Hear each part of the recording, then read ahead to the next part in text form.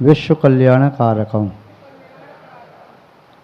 उपस्थित पुण्यात्मा महानुभाव, विश्व में जिन शासन एक ऐसा शासन है जो प्रत्येक भव जीव का कल्याण करने में समर्थ है। हम और आप सब अंतःकरण से भावना भाते हैं यह जिन शासन सुचिर काल तक जयवंत और जीवंत रहे। वाचना प्रारंभ करते हैं।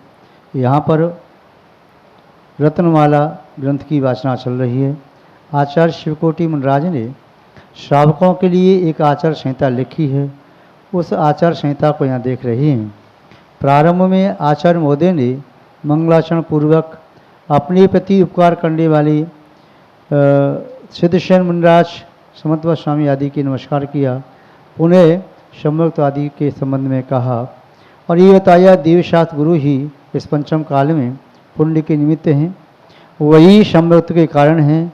वे देवशास्त्र गुरु ही रत्न की तरह से हैं, वही मोक्ष मार्ग को निर्माण करने वाले हैं। उन्हें नमस्कार करके अपने संभक्त का स्वरूप बताया। देवशास्त्र गुरु का स्वरूप बताने के साथ साथ संभक्त का स्वरूप, सम्यक ज्ञान, सम्यक चारित्र।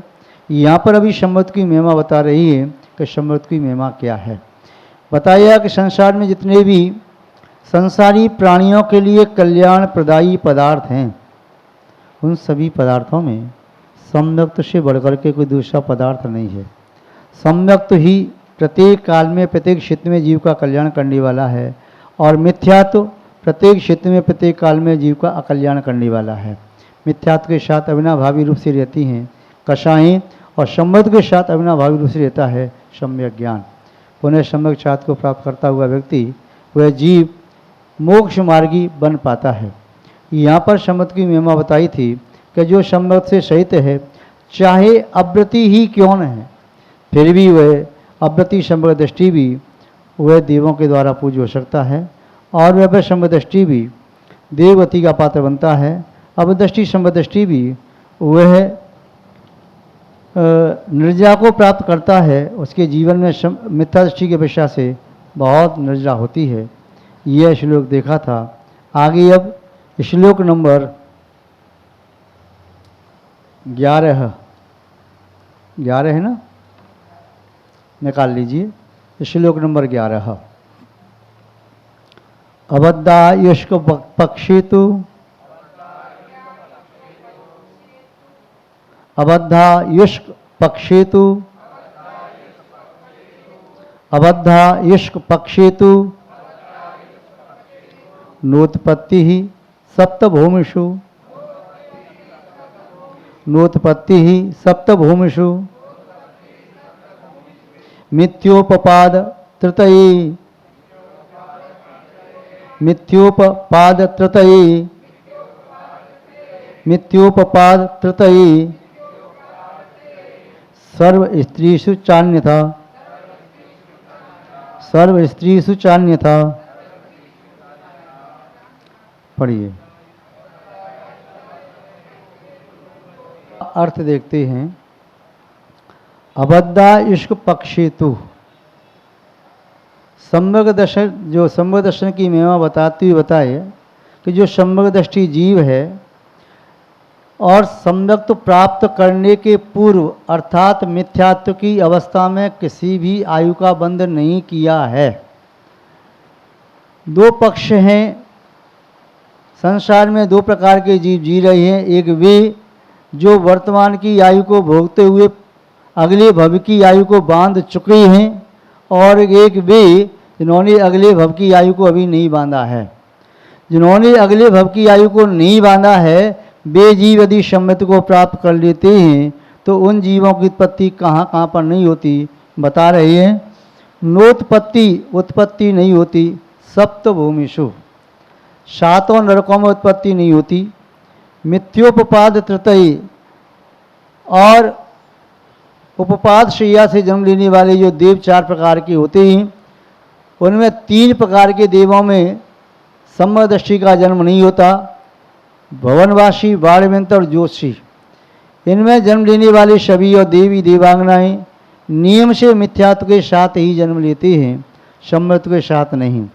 तथा सर्व स्त्रीषु, प्रत्येक स्त्री का जन्म मिथ्यात्व के साथ ही होता है, बाद में सम्मत को प्राप्त करने में वह समर्थ हो सकती है।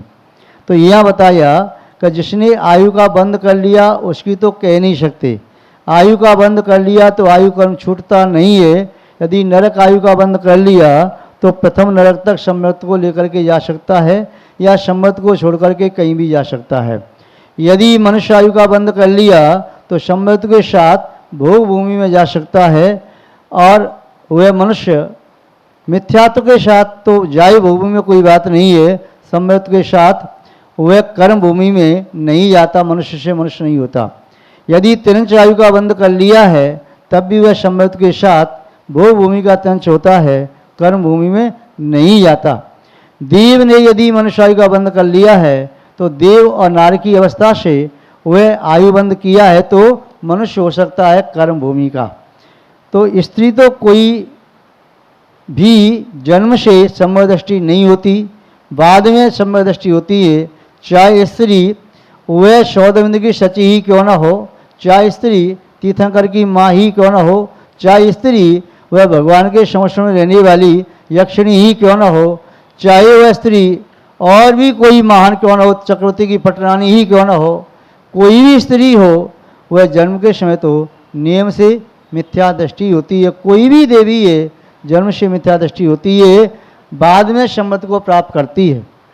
आप सोचें जैसे कोई स्त्री यहाँ पर है, उसने सम्यक्त को प्राप्त कर लिया या देशवतों को प्राप्त कर लिया या उपचार से महाव्रती बन गई तो तब भी वह स्त्री बनेगी क्या? नहीं। यदि वह सम्मदृष्टि है और सम्मदृष्टि नहीं भी है तो भी यदि व्रती बनी है, द्रव्य से भी व्रती बनी या महावती बनी, तब भी कषाय की मंदता से वह देव आयु का ही बंद करेगी और स्त्री पर्याय को छेद करके पुरुष पर्याय प्राप्त कर सकती है। तो स्त्री पर्याय एक नित्य पर्याय मानी जाती है। इसलिए कहा कि जिसने आयु कर्म का बंद कर लिया है, देव आयु का बंद किया है तो नियम से वैमानिक देवों में हो जाएगा। स्त्री ने यदि सम्यक्त आदि प्राप्त कर लिया तो स्त्री पर्याय का छेद करके वह पुरुष पर्याय को प्राप्त कर लेगी। यदि मनुष्य आयु का बंद किया है तो भोग भूमि में वह सम्यक दर्शन के साथ मनुष्य होगी। त्रिंश आयु का बंद कर लिया है, सम्यक्त बाद में प्राप्त किया तो भोग भूमि में नर त्रिंश होगी, मादा नहीं होगी। और देव आयु का बंद किया है तो देव आयु में वहाँ पर देव ही होगी, देवी नहीं होगी। और नरक आयु का बंद कर लिया है तो आयु क्रम छूटता नहीं, तो वहाँ तो एक ही वेद है नपुंसक वेद, तो वहाँ नपुंसक वेद ही प्राप्त करेंगे। तो यहाँ सम्मत की महिमा बताई है। यदि आयु कर्म का बंद नहीं किया है तब तो निश्चिंत रहें, वे जीव वे नरक में नहीं जाएंगे। सम्मत प्राप्त कर लिया तो व्यवहार सम्मत का पालन भी कर रही हैं तो त्रंश गति में नहीं जाएंगे, वे भोग भूमि में नहीं जाएंगे, वे कर्म भूमि के मनुष्य भी नहीं होंगे और उनकी देव दुर्गति भी नहीं होगी, भवनत्रय में नहीं जाएंगे, नियम से वैमानिक देव ही होंगे। महाव्रताणुव्रतयोरु, अच्छा रू को नीचे पढ़ें तो ठीक रहेगा। महाव्रताणुव्रतयो ये ठीक है। वैसे रू में से रा का विसर्ग बन जाएगा, ऊ नीचे आ जाएगा। महाव्रताणुव्रतयो, महाव्रताणुव्रतयो। यदि व्रतयो पढ़ें तो रू न पढ़ के फिर ऊ पढ़ेंगे आगे, और व्रतयो पढ़ें तो फिर नीचे रू पढ़ेंगे ना। महाव्रताणुव्रतयो उपलब्धि निरीक्ष्यते, उपलब्धि निरीक्ष्यते। और या के साथ विसर्ग नहीं लगाएं तो पढ़ेंगे रूपलब्धि निरीक्ष्यते, रूपलब्धि निरीक्ष्यते। स्वर्गे न्यत्र न संभाव्यो, स्वर्गे न्यत्र न संभाव्यो, स्वर्गे न्यत्र न संभाव्यो। व्रतलेशोपि धीधनहि,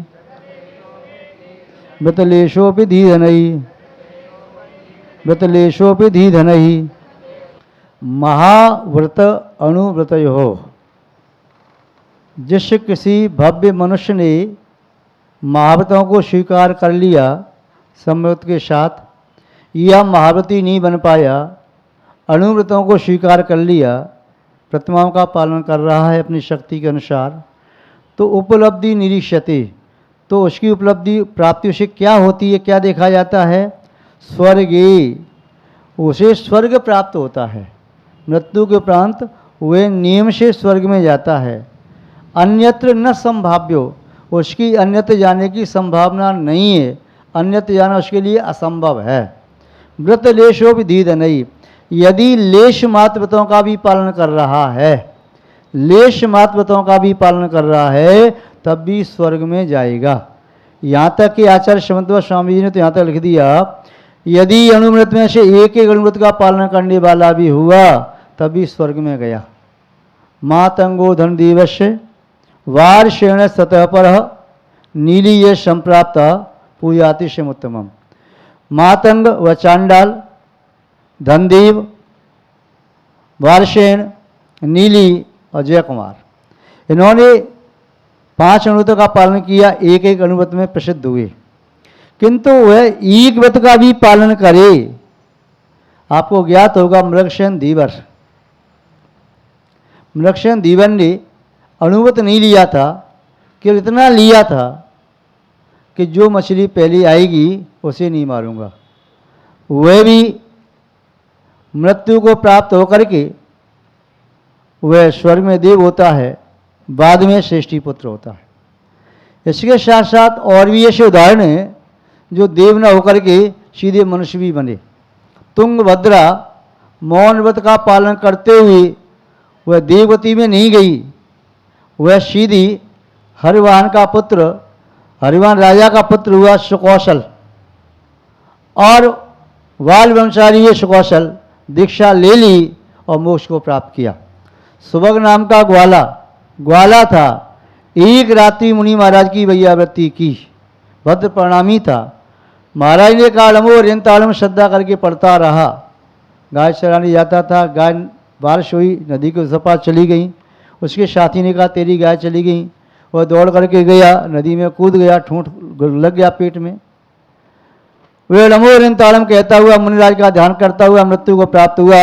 अपने शेठ के प्रति कृतज्ञता का भाव रखता है। शेठ क्या सोचेंगे, शेठ के कोई पुत्र नहीं है, यदि मैंने कोई पुण्य किया है तो शेठ को पुत्र के रूप में मैं प्राप्त हो जाऊं। शेठ के यहाँ पुत्र हुआ, हरिदा शेठ के यहाँ जन्मती की यहाँ नाम रखा सुदर्शन। और उस भाव में उसने ग्वाले के भविता पुण्य कर लिया था मुनिराज की एक रात वैयावृत्ति करने से ही, कि सुदर्शन उसी भाव से मोक्ष प्राप्त कर लिया। तो किंचित व्रत लेने का बहुत बड़ा फल होता है। यदि हम व्रत लेते हैं उनका पालन अहोभाव से करें। कैसे पालन करें? अहोभाव से अपनी व्रतों का पालन करें। संसार में ऐसे बहुत से जीव हैं जो व्रत नहीं ले पा रहे, व्रत लेने की भावना भाते हैं, उनका कोई चार्तमोनी कर्म का उदय है। कोई जीव ऐसे भी हैं जिन्होंने व्रत ले लिया किंतु व्रतों का शक्ति न होने पर निर्दोष पालन नहीं कर पा रहे। ठीक है, अव्रतीय अवस्था से ठीक ही है। कोई ऐसे भी हैं व्रतों को भी लिया और निर्दोष पालन कर रहे हैं। किसी के पास निर्दोष पालन करने की शक्ति है, किसी के पास नहीं है। जिसकी जैसी सामर्थ्य है वह वैसा करता है। सबकी सामर्थ्य एक जैसी नहीं होती। अध्यापक कक्षा में सभी विद्यार्थियों को पढ़ाते हैं, सभी विद्यार्थी के नंबर एक जैसे नहीं आते। कोई फेल भी होते हैं और कोई पास भी होते हैं। कोई 33 नंबर से पास होते तो कोई 99 और 100 से भी पास होते हैं। सबका शैवसम अलग अलग है। चार्तमोनी कर्म का भी शैवसम सबका अलग अलग है। कोई अपने व्रतों का खूब अच्छा पालन कर रहा है, अच्छी बात है, अच्छा पालन कर रहा है तो उसका फल उसे मिलेगा। और कोई नहीं पालन कर रहा है तो दूसरा अच्छे से पालन नहीं कर रहा, तो उसके पालन अच्छे से न करने से हम अपनी संकलितता क्यों बनाएं? माना कि यदि मैं अपनी व्रतों का अच्छे से पालन कर रहा हूँ और कोई पालन अच्छे से नहीं कर रहा, तो मैं उसका थोड़ी कल्याण कर दूंगा, उसका पुण्य पाप उसके साथ है। कोई भी गुरु दीक्षा देते हैं तो केवल वह संस्कार देते हैं, गुणों का आरोपण करते हैं, गुणस्थान नहीं देते। गुणस्थान तो व्यक्ति अपने भाव से बनाता है। वैद्य औषधि दे सकता है, सेवन तो रोगी को करना पड़ेगा। मार्गदर्शक मार्ग दिखा सकता है, चलना तो उसे स्वयं ही पड़ेगा। भोजन देने वाला होटल पर गए, होटल पे जाकर के आपको भोजन की थाली मिल गई, अच्छा भोजन आ गया, करना तो स्वयं पड़ेगा। सामने वाला व्यक्ति उसी होटल में दाल रोटी खा रहा है और माना कि पेमेंट एक ही दिया है, 100 रुपये की थाली देता है, उसने भी 100 रुपया दिए, तुमने भी 100 रुपया दिए। आप खा रहे हो खीर पूड़ी 100 रुपये में, वह सूखी रोटी नमक से खा रहा, दलिया खिचड़ी खा रहा। आप कह रहे क्या मूर्ख है, 100 रुपये में इतना खा रहा है। तुम उसको मूर्ख क्यों सिद्ध कर रहे हो? उसके स्वास्थ्य के लिए वही लाभदायक है। जो वो खा रहा है खाने दो, और नहीं खा रहा है तो नहीं खाने दो। अपन अब क्या करें, जितना अपन को स्वयं को करना है उतना करने का प्रयास करें।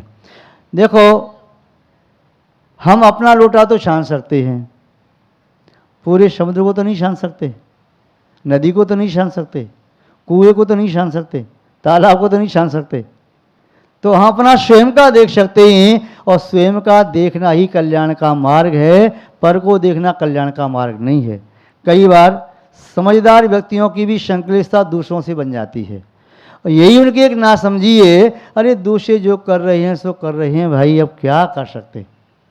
हम देखते हैं संसार में कितना बदलाव हो रहा है, दिन प्रतिदिन बदलाव होता चला जा रहा है। पहले ज़माना था वो ज़माना आज नहीं रहा। 50 साल पहले जो था, 80 साल पहले जो था, वो आज कहाँ से मिलेगा। 60 साल पहले था वो नहीं, 50 साल पहले वो नहीं, 40 साल पहले वो नहीं, 30 साल पहले जो था वो आज नहीं रहा, 20 साल पहले था वो नहीं है, और 10 साल में कितना अंतर आ गया। अभी तो ये परिवर्तन का दौर शुरू हुआ है, अभी तो और कितने परिवर्तन होंगे कौन जानता है, कौन देखता है। इसलिए मेरा तो इतना ही संकेत है, प्रेम भरे शब्दों के साथ हम अपनी संकलितता क्यों बनाएं। बस समझाओ उसी को जो तुमसे सलाह लेना चाहता है, पूछना चाहता है। बिना पूछे सलाह मत दो। हमारे शंकर महाराज जी पूछ रहे थे, महाराज जी हम समझाए नहीं, हमारे छोटे भाई हैं, साधु हैं, गलती कर रही हैं। तो यदि वे पूछते हैं तो समझाओ, नहीं पूछो तो मत समझाओ। नहीं तो वे कह देंगे अपने आप को देखो, हमें मत देखो, तो आपकी अभिनय हो जाएगी। आज जिस पिता ने अपने बेटे को जन्म दिया, पाला पोसा, संस्कार दिए, संपत्ति दी, उसके पीछे दुखी रहा, भूखा प्यासा रहा, नंगे पैर वर्षों घूमता रहा, आंखों में आंसू भरे, बेटे के लिए सब कुछ किया, वही बेटा पिता की एक छोटी सी बात मानने को तैयार नहीं। पिता ने कहा बेटा यहाँ बैठ के भोजन कर ले, क्यों कर लूँ, मैं खड़े होकर करूँगा, गपे में कहूँगा। बेटा जूता उतार के भोजन कर ले, क्यों करूँगा, जूता पहन के करूँगा। कुछ भी बात को, बेटा टीवी बंद करके भोजन कर ले, मैं क्यों करूँ बंद, टीवी खोल के करूँगा। आज के ज़माने में किसी को समझाना गुनाह है। क्या समझे? आज के समय में किसी को समझाना गुनाह है। गुनाह कहते हैं अपराध। यदि हम भी अपने शिष्य को समझाएंगे तो ऐसा लगता है गुनाह कर रहे। शिष्य को बोध करा दो कि वह गलती कर रहा है, फिर वह पूछेगा महाराज मुझे क्या कैसे करना चाहिए, भैया ये गलती ऐसे मत करो, और प्यार से समझा दो।